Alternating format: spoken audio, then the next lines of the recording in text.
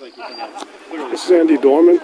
Andy, you've been with the Revs for a while now, but yet a lot of people don't know about your background and how you ended up here with the Revolution. Can you take us back to what led to your Boston connection? Yeah, sure. Well, it all started when I played for the Welsh under-18s. You got the opportunity to sign up if you were interested in coming to America on a soccer scholarship. So obviously I put my name on the list, and then BU contacted me, and it was kind of with help from a PE teacher at home. He sort of put my name forward as well in addition to that, and then I started talking to BU, and then fortunately for me it worked out so I could go there on a scholarship. Played there for 4 years, and then in the Christmas, or just after the Christmas of my senior year, I got drafted by the Revs, and then came out here and trained and finished up school at the same time.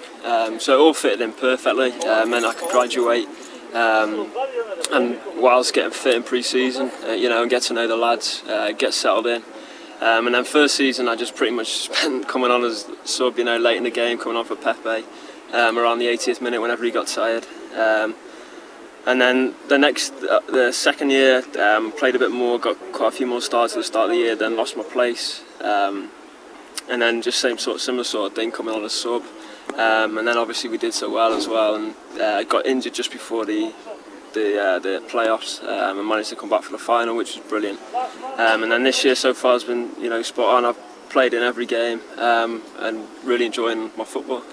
And having a guy from your favorite team growing up in Steve Nicol, who was a star at Liverpool, that's got to be something extra. Yeah, for sure. It's brilliant. Him and Paul are great coaches. I learned a lot from them.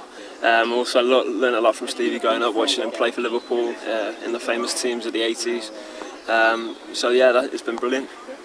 Andy, now that you've become a more prominent player on the Revolution and you're starting to get on the score sheet, do you find that other teams are playing you any differently, or is it still just a matter of getting out there, out working and outsmarting the other guys? Yeah, same sort of thing. Just getting out there, working hard. Make sure you're working harder than the person that you're playing against, and obviously you're always going to do better then.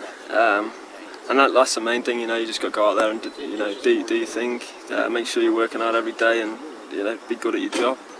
Now, as far as your contributions to the offense this year, was that something that was due to maybe the coaching staff asking you to step up, or does that just happen naturally? Because obviously you played on the offensive end in college, so you certainly had the background to step up and do it, but to do it in the pros, it's a different level. Did the coaches ask you? I noticed, have you taken more of the set plays?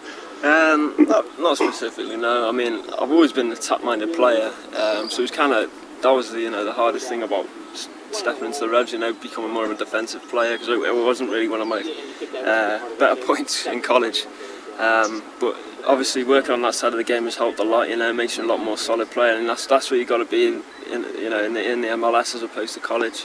You got to be able to do both sides of the ball. So that was the first thing that really defensively I got set, and then once I got that all sorted, it kind of enabled me to show my attacking skills as well, which has been good this year. Now, would you recommend the career path that you've taken to people back in your homeland? I understand that you have another family member that's already following your footsteps. Oh yeah. My brother's coming over to BU. I said, yeah, no, definitely I recommend it to anyone. College soccer, is good level.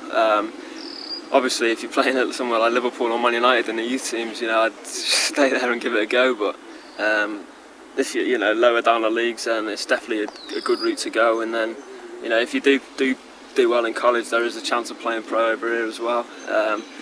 But the standard of the MLS is always improving. So I don't know, 4 or 5 years time, it's going to be limited, and the sort of players that are going to be able to come over from England and go to college and then come and play pro after. So, Andy, there's some misunderstandings possibly about your eligibility on an international basis. Can you shed some light on that? I heard that you were pretty much living or grew up on the line between England and Wales, and what are the technicalities there, and what is, if anything, preventing you from playing for Wales?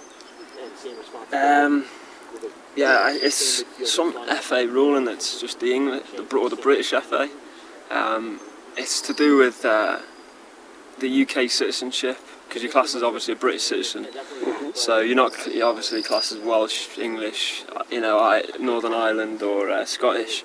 You're classed as whichever country you're born in. So I was born in England, and my parents were English, and my grandparents were English.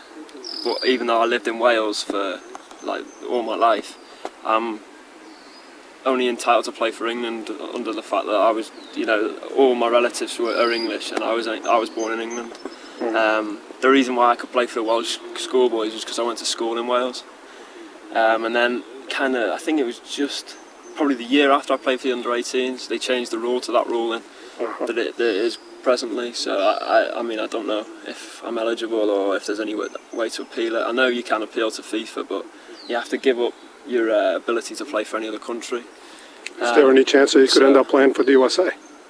Yeah, well, I got my green card now, so right. I guess 5 years' time I could do, but I don't know. I'll probably If you're naturalised, you're not cup bound to any of the UK countries right I now? don't think so, no, because I haven't played any full internationals or anything, so I'm not sure if there's any age limit when you can declare it, but I don't know. I don't think I'd be 28 by the time I could play, so it's kind of borderline a bit too old. So I don't know. Yeah, hopefully one day I play international football. I'm not sure which country it would be for, but any team would be great. And as far as your future, are you? I'm sure you're pretty happy with the way things are going in MLS. But if you keep performing at the level you have been, and some doors open up, is going back to playing in European soil something that's attractive to you? Yeah, definitely. My family's all back in England still, so I'd like to go back at some stage. I'm happy enough at the moment in New England. And hopefully that continues, but you never know with football. So okay, we'll see. Well, just keep up the work you've been doing. Everybody's realized what a quality player you are, and I can tell you, I speak for a lot of people when I say you're one of the least appreciated by the general public, but most appreciated by the people that watch you play every week in, week out. Thanks a lot, Tim. Cheers, mate. Thanks, Andy. Spot on, man.